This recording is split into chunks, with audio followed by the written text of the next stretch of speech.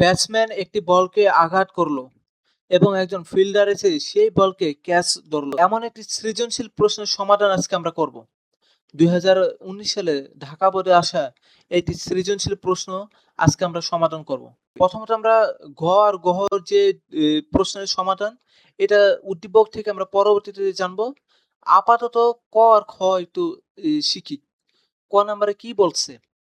প্রাসের পাল্লা কি? প্রাসের পাল্লা নিক্ষেপণ বিন্দু ও বিচরণ পথের শেষ প্রান্ত বিন্দুর মধ্যবর্তী রৈখিক দূরত্ব হলো প্রাসের পাল্লা। এখন মূলত আমি এক্সপ্লেন করার জন্যই মূলত ক নাম্বার যেটা আছে এই প্রশ্ন আমি সিলেক্ট করলাম, যেন খুব সহজে তুমি প্রাসের পাল্লা বুঝতে পারো। আচ্ছা, এখানে কি বলছে?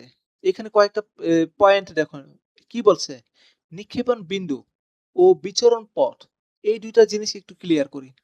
নিক্ষেপণ বিন্দু বলতে কি বোঝায়? ধরো তুমি একটা বল, ঠিক এই বিন্দু থেকে তুমি বলটা নিক্ষেপ করলা, এই বিন্দুটা হলো কি নিক্ষেপণ বিন্দু। ওকে। আর এই যে বিচরণ পথ মানে কি? বিচরণ পথ হলো যে কোনো কণা বা কোনো বস্তুর গতিপথই হলো তার বিচরণ পথ। অর্থাৎ তুমি যখন এই বিন্দু থেকে একটা বল নিক্ষেপ করলাম এবং বল নিক্ষেপ করার পর ধরো এই যে এই বিন্দু বরাবর বলটি চলছিল, তাহলে এই বিচরণ পথ মানে এই বলের যে পথে গতিপথই হলো বলের যে গতিপথ, সেটাই কি? সেটাই হলো যে এখানে যে বলের যে গতিপথ, এই যে গতিপথ, এটা হলো যে বিচরণ পথ। ঠিক আছে?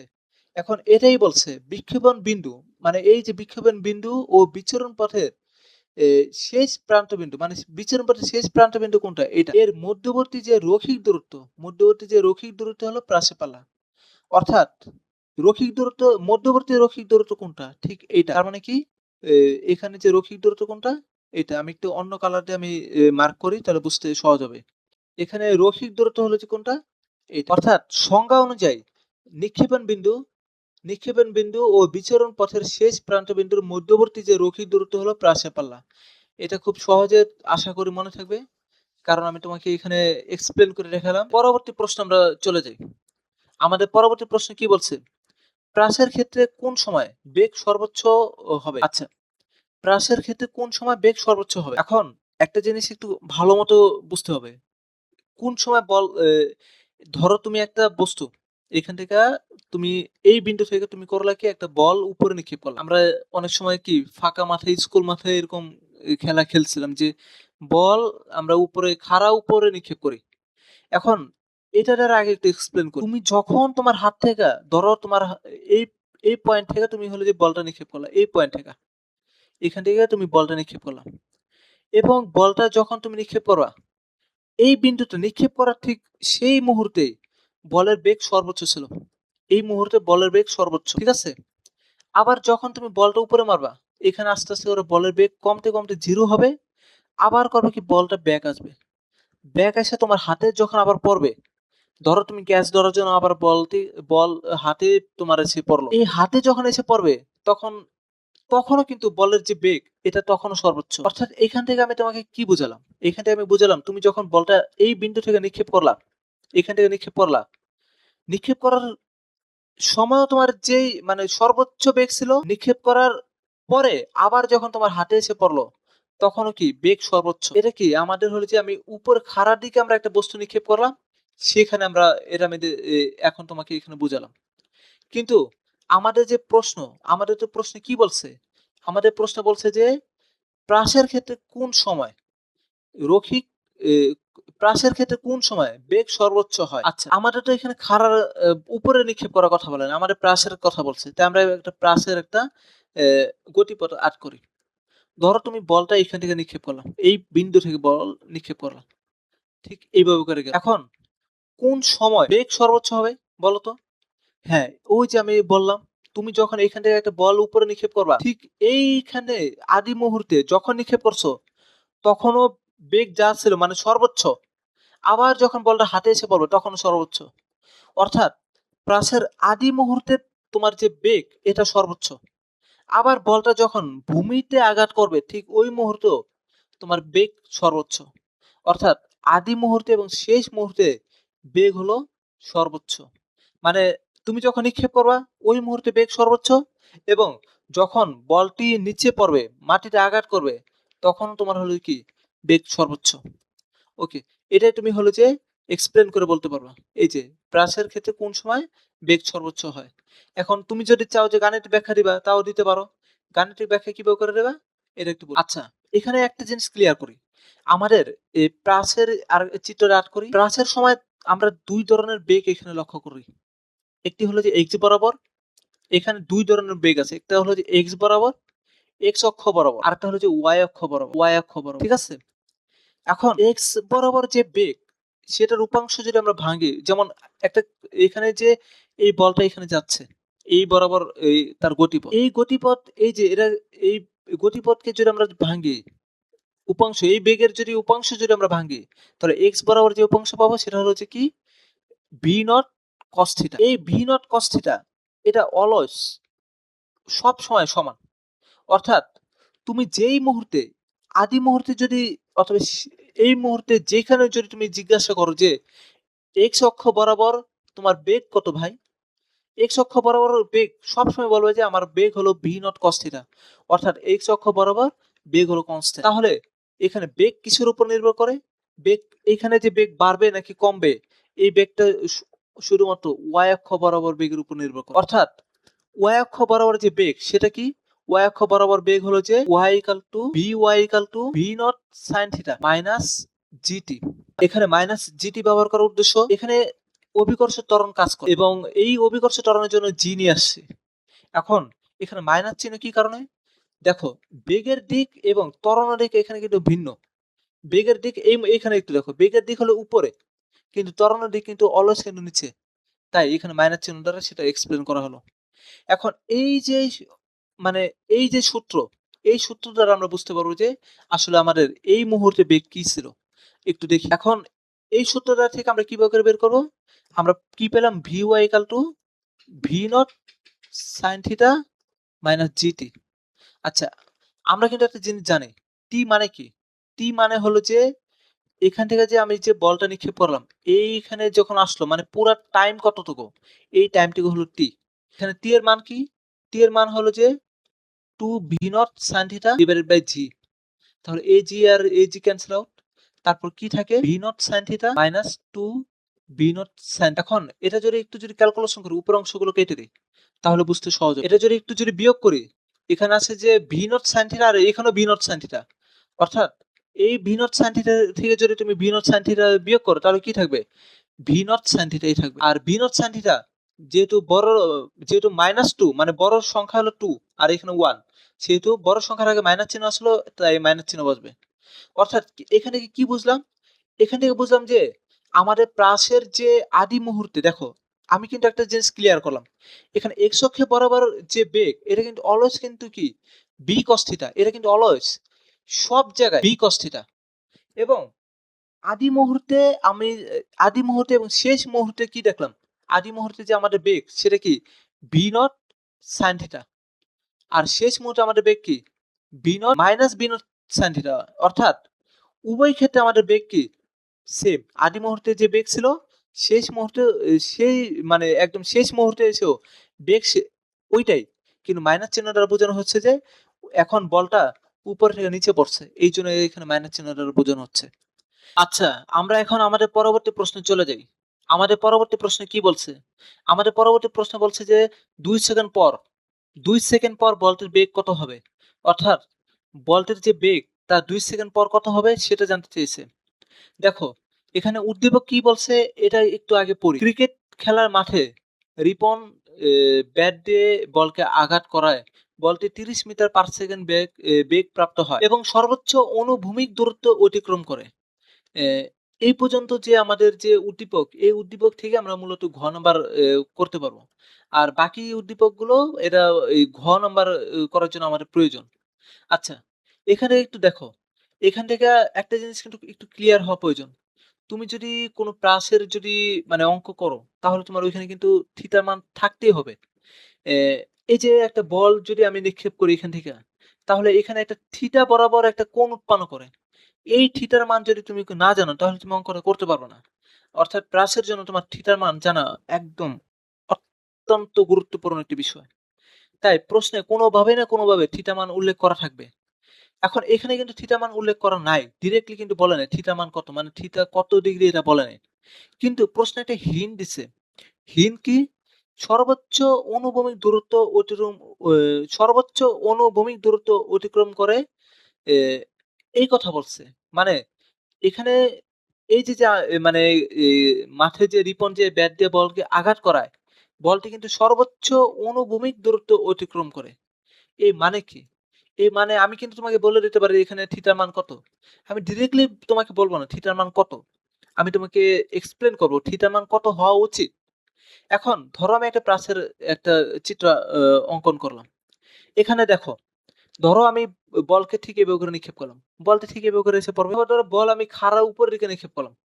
বল কি হবে? আবার উপরে থেকে নিচে আসবে। ধরো আমি বলকে এইভাবে করে নিক্ষেপ করলাম। তাহলে বল কি হবে? এখানে এসে মানে বেশি দূর কিন্তু যাবে না। কিন্তু বল যদি এই যে এই অ্যাঙ্গেল বরাবর মানে থিটা ইকুয়াল টু যদি 45 ডিগ্রি কোণে যদি আমি নিক্ষেপ করি, তাহলে বলটা একদম ম্যাক্সিমাম দূরত্বে যাবে। অর্থাৎ ম্যাক্সিমাম বা সর্বোচ্চ দূরত্ব যদি তুমি পেতে চাও, তাহলে তোমার কি জানতে হবে? তোমার জানতে হবে যে থিটার মান হলো যে 45 ডিগ্রি। এটা প্রশ্নে না বলা থাকলেও আমরা বুঝে নেব যে আসলে যে এখানে প্রশ্নে বুঝাচ্ছে যে 45 ডিগ্রি হবে। তার মানে এখানে কি বলছে? সর্বোচ্চ অনুভূমিক দূরত্ব অতিক্রম করে। এই মানে হলো যে থিটা মান হলো এখানে 45 ডিগ্রি। ওকে? আচ্ছা। এখন এখানে আমরা কি ইনফরমেশন পেলাম?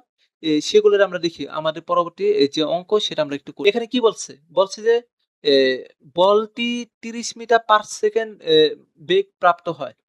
অর্থাৎ বলটি যখন আমি নিক্ষেপ করছি এই মুহূর্তে আদি বেগ এখানে বলটির বেগ কত? থিটা ইকুয়াল টু কত? বইলা দিচ্ছে। আদি বেগ কত? V naught. মানে কি? ভি নট মানে কি? ৩০ মিটার পার সেকেন্ড। এটা কিন্তু প্রশ্নে উল্লেখ করছে। আর থিটা এটা কত? 45 ডিগ্রি। এই ইনফরমেশন থেকেই মূলত আমরা আমাদের প্রশ্নের উত্তর করব। আচ্ছা, এখন এখানে একটু লক্ষ্য করো। ২ সেকেন্ডের কথা বলছে কিন্তু। তার মানে আমাদের আরেকটা ইনফরমেশন আছে। Time equal to ২ second. যে এখানে একটা জিনিস লক্ষ্য করো। সেটা হলো যে যখন আমি ধরো এখানে একটা বল নিক্ষেপ করলাম। এই বলের গতিপথ থেকে এটা। এখন এখানে কিন্তু ২ মানে এই যে বেগ, এই বেগটা কিন্তু ২ উপাংশে কিন্তু ভাগ করা যায়।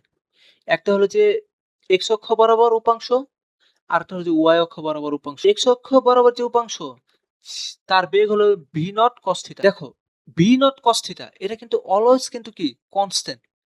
অর্থাৎ তুমি যদি এই মুহূর্তে আসো বা এই মুহূর্তে যারা মানে এক্স এর মান যাই হোক না কেন, তুমি যেখানে এসে যদি এক্স কে যদি প্রশ্ন করো ভাই তোমার বেগ কত? ও বলবে ভাই আমার বেগ হলো যে ভি নট কস থিটা। অর্থাৎ আদিতে ও শেষ মুহূর্তে সব সময় এর বেগ কি ছিল? এর বেগ ছিল ভি নট কস থিটা। এটা কিন্তু মানে অলওয়েজ কনস্ট্যান্ট। আচ্ছা, তার মানে আমরা এক্স অক্ষে বেগ পেলাম কি? এক্স অক্ষে বেগ পেলাম কি? এক্স অক্ষে বেগ পেলাম vx equal to v not cos theta। ওকে? আচ্ছা। এরপর দেখো y অক্ষে কি বেগ পেলাম? y অক্ষে বেগ হলো যে y অক্ষে আমরা বেগ পেলাম কি? y x equal to y not sin theta minus gt। আচ্ছা মাইনাস gt এখানে বসবে। এখানে জায়গা হয় না তো তাই এখানে লিখলাম। আচ্ছা। এখন এই যে দুইটা ইনফরমেশন vx আর vy, vx আর yx এই দুইটা ইনফরমেশন থেকে মূলত আমরা ২ সেকেন্ড পর যে বেগ সেটা কত সেটা বের করব। আচ্ছা। ফার্স্ট অফ অল ধরি আমাদের যে ২ সেকেন্ড ঠিক এই মানে এই বিন্দুতে ২ সেকেন্ড ধরি আমরা এই বিন্দুতে আমাদের হলো যে এ bx এর মান কত এটা একটু বের করি। দেখো টাইম যাই হোক না কেন এখানে কিন্তু bx কিন্তু অলওয়েজ কিন্তু কনস্ট্যান্ট মানে v নট cos থিটা। তোমার সময় ২ সেকেন্ড হোক, ৫ সেকেন্ড হোক, ১০ সেকেন্ড হোক এটা কোনো ম্যাটারই না। অলওয়েজ কি bx cos থিটা। তাহলে আমরা bx এর cos থিটার যে মান সেটা একটু বের করি। bx cos থিটা মানে কি? bx cos theta b not cos theta. এখানে ভি নট এর মান বসাই দাও ৩০ আর cos থিটা মানটা বসাই দাও cos 45 ডিগ্রি। আর cos 45 ডিগ্রির যে মান সেটা বসালে আমরা কি পাই? cos 45 ডিগ্রির মান কত? 1/√2। এখন এটা যদি আমরা একটু ক্যালকুলেশন করি তাহলে কি পাবো? তাহলে আমরা পাবো এখানে ধরো হলো যে ক্যালকুলেশন করি 15 ইনটু 2। ঠিক আছে? আর এখানে হলো যে 1/2 √2। আচ্ছা এখন এটা যদি ক্যালকুলেশন করি কাটাকাটি করি তাহলে হবে 15√2। আচ্ছা এখানে 2 মানে হয়েছে ২ টা √2 আসলো এখানে মনে ধরলাম আর এখানে নিচে একটা √2 কাটাকাটি করার পরে উপরে একটা √2 থাকে। এ এই আচ্ছা যাই হোক, আমরা তাহলে Vx এর কি মান পেলাম? Vx এর মান পেলাম কি? Vx এর যে মান সেটা পেলাম হলো যে 15 √2, 15 √2। আচ্ছা, এখন আমরা Vy এর যে ভ্যালু সেটা আমরা বের করব। Vy এর মান সূত্র কি? Vy এর সূত্র হলো যে V0 sin θ মাইনাস GT। আচ্ছা, এখন এখানে আমরা কি করব? এখানে আমরা V0 এর যে ভ্যালু সেটা বসাই দেব। V0 এর ভ্যালু হলো যে 30, তারপরে sin θ মান কত? sin θ sin 45 ডিগ্রি আর মাইনাস 9.8 ইনটু টি, টি মানে কি 2 সেকেন্ড। এখানে বসিয়ে দেব। আচ্ছা, এখন এটা যদি আমরা ক্যালকুলেশন করি তাহলে সব মিলিয়ে আমাদের 1.61 এরকম একটা ভ্যালু আসে। তাহলে আমরা ফাইনালি কি পেলাম? আমরা ফাইনালি হচ্ছে sin y আর sin x এর মান পেলাম y equal to 1.61 metre per second. আচ্ছা, এই যে মানটা পেলাম, এই মান থেকেই মূলত আমরা এখন কি করতে পারবো? আমরা এখন ক্যালকুলেশন করতে পারবো যে 2 সেকেন্ড পর যে বল, ওই বলটির বেগ কত ছিল। এখন একটা কথা একটু ক্লিয়ার করি। এই যে ধরো আমাদের যে প্রাস, এখানে আমি বলটা নিক্ষেপ করলাম। ঠিক এই মুহূর্তে যখন আসলো, ঠিক তখনই হলো যে তোমার Vy এর মান এটা, Vx এর মান তো অলওয়েজ সব জায়গায় একই। এটাই। এটা নিয়ে কোনো 19-20 নাই। তো এখন কি করব? এখন আমরা করব কি? এখানে যদি এরকম করে যদি একটা লম্ব টানি, তাহলে দেখো এখানে একটা ত্রিভুজের মানে আর্ট করা যায়। আর এটা পিথাগোরাস যে উপপাদ্য, ওই সূত্র দ্বারা আমরা এখানে এ বেগ এটা বের করতে পারবো। আমাদের মূলত দরকার হচ্ছে অতিভুজ, এই বেগটা দরকার। অতিভুজ আমরা তো সূত্র জানি যে অতিভুজ স্কয়ার ইকুয়াল টু লম্ব স্কয়ার প্লাস ভূমি স্কয়ার। তাহলে আমরা লিখতে পারি যে V square equal to VX square plus VY square. দেখো, এই সূত্রটা খুবই ইম্পর্টেন্ট। এটা দ্বারা তুমি যে কোনো মুহূর্তে বল কোন জায়গায় আছে এটা ম্যাটারই করে না। ধরো বল এখানে আছে বা আদিতে ছিল বা এখানে আছে বা এখানে আছে বা এখানে বা শেষ মুহূর্তে যেখানে থাকুক না কেন, অলওয়েজ তুমি এই সূত্র দ্বারাই কি বের করতে পারবা? বেগ বের করতে পারবা। ঠিক আছে? তোমার কি জানতে হবে? bx এর মান জানতে হবে। bx মানে কি? x অক্ষ বরাবর বেগ, আর এই বেগটা অলওয়েজ কনস্ট্যান্ট। তাহলে তোমার কি জানতে হবে? এক্সট্রা by এর যে মান সেটা জানতে হবে। by এর যে সূত্র, সেই সূত্র দেখো তুমি gt মানে টাইম, তুমি যে কোনো মুহূর্তে ধরো 10 সেকেন্ড মানে তুমি 10 বসাবা, ধরো 20 সেকেন্ড তুমি এখানে 20 বসাবা। যাই হোক না কেন তুমি এখানে এই মান বসিয়ে by এর মান বের করা, তারপর এই সূত্র প্রয়োগ করা ক্যালকুলেশন করতে পারবা। এখন যাই হোক, আমরা এখন ক্যালকুলেশনে ফিরে যাই। আমাদের এখানে যে ক্যালকুলেশনে দেখো, এখানে তুমি কি করো? Vx এর যে ভ্যালু যা পেয়েছো ওইটা বসিয়ে দিবা। Vx এর কি ভ্যালু পেয়েছো? Vx এর ভ্যালু পেয়েছো হলো যে 15 √2 হোল স্কয়ার প্লাস 1.61 তার উপরে কি হোল স্কয়ার। দেখো এখানে যে স্কয়ার গুলো আছে এগুলো সব কি সূত্রের স্কয়ার। এখন আমরা যদি এটা যদি ক্যালকুলেশন করি, এখানে কিন্তু হিজিবিজি হয়েছে, তাই এগুলো একটু হিজিবিজি হওয়ার কারণে এগুলো কাটলাম। কাটার পরে এখানে ক্যালকুলেশন যদি করি তাহলে দেখো 15 √2 স্কয়ার প্লাস 1.61 হোল স্কয়ার, এটাকে যদি ক্যালকুলেশন করি তাহলে একবারে আমরা পাবো কি পাবো? একবারে আমরা কি পাবো? 452.5। আর এটাকে যদি আমরা স্কয়ার এই পাশে আছে ওই পাশে গেলে কি হবে? রুট হবে। তাহলে রুট করলে কি হবে? 21 দশমিক সামথিং 27 এরকম কিছু। এখন আমরা ফাইনালি কি পেলাম? আমরা ফাইনালি পেলাম হলো যে ভি এর যে মান মানে 2 সেকেন্ড পর, 2 সেকেন্ড পর আমাদের ধরো হলো যে এখানে ছিল। এখানে বলটি আসলো ঠিক এই মুহূর্তে বলটির যে বেগ 2127 মিটার পার সেকেন্ড। এটাই মূলত আমাদের উত্তর। ওকে? আচ্ছা, এরপর আমরা ঘয়ে ফিরে যাই। অনেক বড় হয়েছে। ঘয়ে কি বলছে? বলটি মাটিতে পড়ার আগে ফিল্ডার ক্যাচ ধরতে পারবে কিনা তা গাণিতিক ব্যাখ্যা করো। দেখো এখানে কি বলছে? বলটি যখন মাটিতে পড়বে তার আগে কি বলটি ধরতে পারবে কিনা। এখানে দেখো কি বলছে? 10 মিটার পার সেকেন্ড। এই দেখো সঙ্গে মানে হিট করার সাথে এ বল যখন ব্যাটে আঘাত করলো তখন বল যখন আকাশে ছিল ঠিক তখনই সঙ্গে একজন ফিল্ডার ক্যাচ ধরার জন্য 10 মিটার পার সেকেন্ড বেগে দৌড় দিল। আচ্ছা, এখন দৌড় দেওয়ার সময় দেখো এখানে কিন্তু বইলা দিচ্ছে। দেখো আমাদের এখানে দেখো কি বলা আছে? এখানে একজন এই যে ব্যাটসম্যান বল আঘাত করলো, দেখো ঠিক তখনই কিন্তু এই যে ফিল্ডার দৌড় দিচ্ছে আর বল ক্যাচ ধরছে। আমরা এখন দেখি আসলে কি ক্যাচ ধরতে পারবে কিনা, নাকি না। যদি না ধরতে পারে তাহলে কি কারণে ধরতে পারো না, একটু আমরা এগুলো একটু দেখি। দেখো প্রথমে কি বলা আছে, ইনফরমেশন কি, এগুলা দ্বারা আমরা কাজ করব। আমাদের প্রথম ইনফরমেশন তো বইলা দিল যে বল, মানে বলের বেগ কত, বলের বেগ হলো যে 30, বলের বেগ হলো কি 30 মিটার পার সেকেন্ড, এটা কি বলের আদি বেগ। ওকে, তাই ভি নট দিলাম। ওকে, আচ্ছা এরপর থিটা কি আছে 45, থিটা হলো 45 ডিগ্রি। ওকে, এই ইনফরমেশন দ্বারা আমরা কি কি পাই, আমরা এখন দেখব যে বলের উড্ডয়নকাল কত, বা যাকে বলা হয় বিচরণকাল কত। বিচরণকাল কত, শুরুতে আমরা বের করব বিচরণকাল কত, বিচরণকাল, ঠিক আছে। এই বিচরণকালের দেখো, বিচরণকাল মানে কি, বিচরণকাল মানে হলো যে বল আকাশে কতক্ষণ ছিল। দেখো আমি যখন এই যে ব্যাটসম্যান যখন বলকে আঘাত করলো, এই যে বল আঘাত করার এই যে পুরো মুহূর্তে এখানে কিন্তু ঠিক আঘাত করার সময় আর এইখানে মাটিতে পড়ার সময় এই পুরো মুহূর্তে কিন্তু আকাশে কিন্তু বলটা ছিল। তার মানে বিচরণকাল কিন্তু পুরাটাই। এখন বিচরণকালের যে সূত্র, সেই সূত্র কি বলে, t equal to v v 2 v naught sine theta divided by g, এটা বিচরণকালের সূত্র। এই সূত্রে তুমি একটু মান বসিয়ে দাও, 2 তো 2 এর মতন, ভি নট মানে কত 30, আর সাইন থিটা মান কত 45, এটা ফিক্সড। আর এখানে যদি মান বসাও তাহলে কত পাবা 9.8। যদি ক্যালকুলেশন করো তাহলে তুমি কি পাবা, তাহলে পাবা হলো যে 4.33 সেকেন্ড। অর্থাৎ বলটি এই পুরো আকাশে তোমার মানে উপরে ছিল কতক্ষণ 4.33 সেকেন্ড তোমার হলো যে আকাশে ছিল। এটাকে বলা হয় কি বিচরণকাল বা উড্ডয়নকাল।